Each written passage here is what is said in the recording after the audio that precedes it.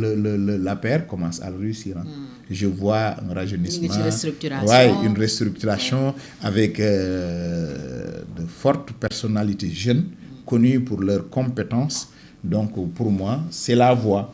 Les autres doivent suivre dans ce même sillage et qu'on puisse réussir à avoir une opposition de qualité, un parti, un groupe au pouvoir de qualité pour que la compétition puisse être autour des valeurs pour le meilleur Sénégal.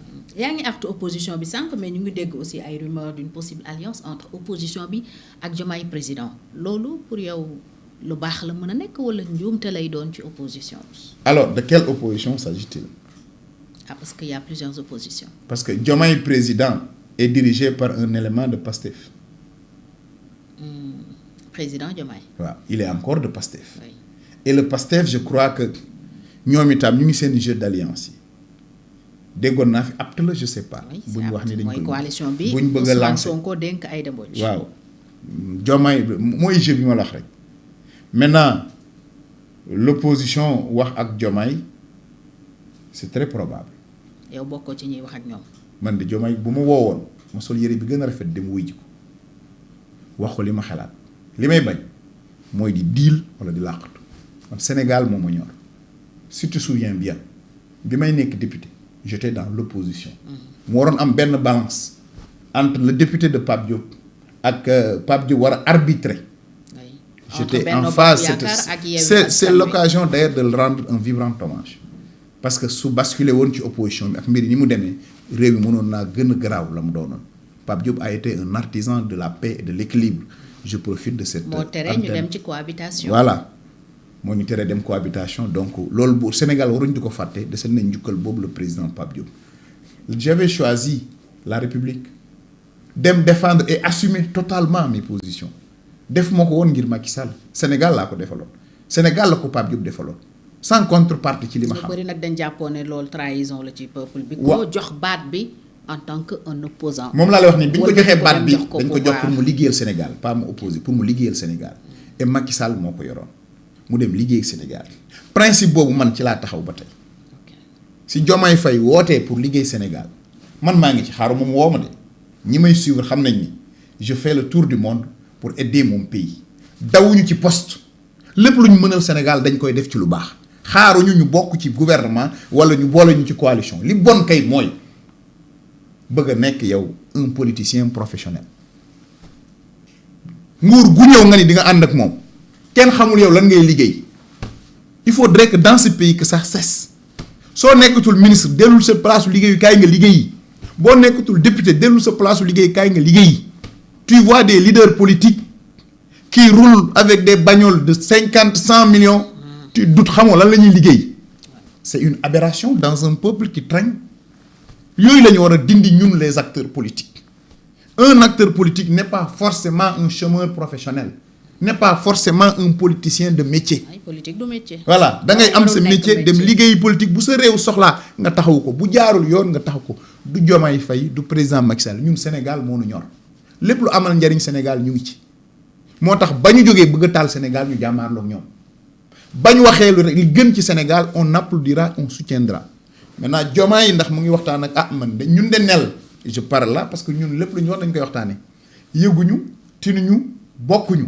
ba dialogue ba amee bañ ñu woowee wax nañ ko presse bi dem nañu wuy ji lañ xalaat wax nañ ko fa li ñu xam ci réew mi ñu ngi koy wax moom mu wax ak opposition bi c'est une excellente chose parce que il est le président de tous les Sénégalais bu dee am na je l'encourage ci loolu mais li may bañ mooy ñuy combine contre le peuple sénégalais et je crois que l'opposition ñi ko seeq aussi c'est des gens assez matures dégg naa l'autre jour le premier ministre Amadou Ba tenir des propos mais très responsables salutaires ànduñu faruñu je suis dans l'opposition parce que man ñun bokkuñ ci benn kuréelu opposition pour l'instant ñun rek demal suñ cuggalu guy président woote opposition nañ ko def au grand jour li may bañ mooy ay combine ak deal baaxul ci réew mi surtout buñ koy jiiñ ay acteurs politiques digganteem ak premier ministre gis naa ñu tëb lëngoo et je rends un hommage à la première dame xaw ma ci kan la Marie Khone Faye loolu la jabar di def day dajale ànduma ak ñoom mais lu rafet su ma ko gisee ci ñoom dama koy saluer Sénégal noonu la ñu war a compétir dañu war a nekk des gentlemen c'est une image d'une femme de première dame à saluer ni Marème Faye doon ñawee ñu koy apprécier noonu la ñuy ñare nga ne nu mu tudd Marie Khone Faye noonu la ñuy première dame Marie Khone Faye merci pour ce geste c'est très fort en termes de symbole pour réew mi dañu war di dajale bari wuñu dañu war di jàppante dañu war di dajale moo gën di xotti wala di tas.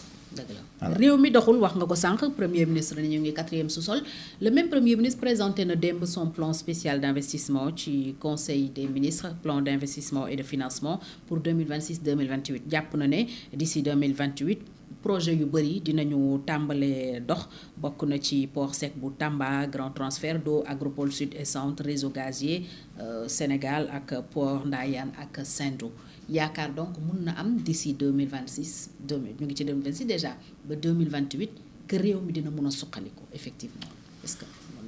yaakaar jullit day dundee yaakaar mais li ko tardeel ñoom la question de l'histoire de cette dette cachée là.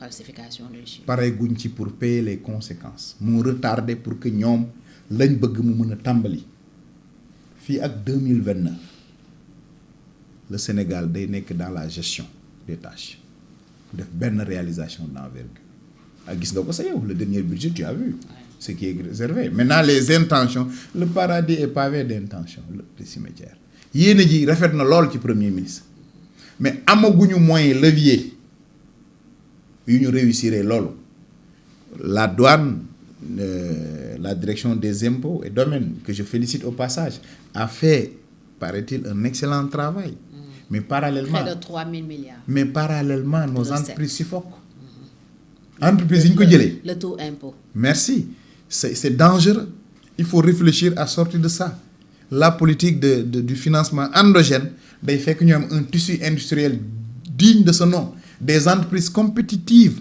amuñu ko. ci registre boobu ngay dugal plan de redressement bi premier ministre lancé. oui pour ne c'est une alternative à la restructuration. parfaitement tout à fait il faut aller dans ce sens-là mais il faut pas trop tirer sur les impôts le financement endogène Sénégal amagul les ressources nécessaires pour le faire l'environnement des affaires ne s'y prête pas képp ku am xaalis ci réew mi di investisseur soo doon def fukk démb tey juróom ngay def parce que l'environnement des affaires n'est pas encore clément il appartient à ce régime actes yi ñu posé fan yi mën na bokk ci luy apaiser la tension rassurer les partenaires mais comme je t'ai dit fii ba 2029 que les Sénégal ne s'attendent pas à des merveilles on va gérer la boutique c'est la gestion au quotidien maintenant plan de redressement il faut avoir les financements il faut avoir une adhésion des partenaires et quand la Banque mondiale quand le FMI traîne les pieds la Banque mondiale traîne les pieds l'Union européenne clignote et c'est pas bon pour le Sénégal et c'est là j'interpelle tous les Sénégalais de tous bords à un sursaut pour accompagner si tant est que ceux qui sont au pouvoir aussi arrêtent ces propos pour moi qui ne sont pas efficaces et qui ressemblaient plus à de la propagande à vouloir faire croire que ce pays est pillé. Non, c'est les mêmes fonctionnaires qui étaient là du temps du président Macky Sall qui y sont. Et d'ailleurs, le président de la fédération de football, que je salue au passage, faisait partie au niveau du trésor de ces gens-là qui faisaient le travail là. Aujourd'hui, dans un autre secteur, il est en train de briller.